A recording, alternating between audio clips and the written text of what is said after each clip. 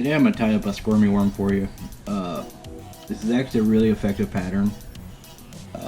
Some people don't like fishing it because they say it's not a fly, but if it catches fish, I'm going to fish it. I don't care. This fly can be a pain just from this, the squirming material, because it likes to move around on you when you're trying to tie it on the hook. I'm gonna show you a little trick with dubbing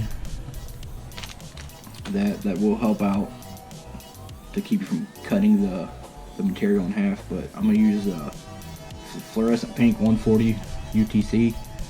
Just gonna get you a good thread base started here.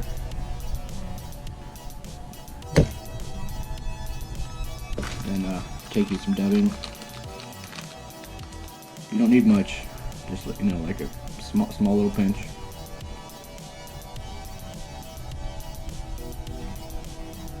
You can use dubbing wax if you want.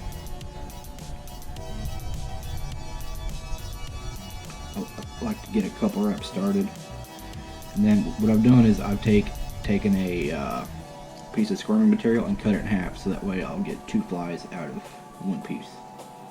So you're going to take this on there and you're going to pinch it on top of the hook, and this may move around on you.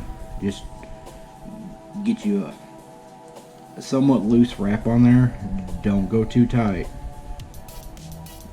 because you will cut this material in half. The dubbing helps keep you from doing that, but you can still cut it in half. I've done it many times. Then you're just going to wrap it all the way up to the bead, and just get you a thread collar on there. Whip finish. I typically do a couple on this one, just because you really can't glue or use head cement or UV resin with squirming material, because it will make it deteriorate. After a while, these will rot away in your flat box after a while. But there it is. It's just a simple pattern. It just takes a few minutes to tie, if that.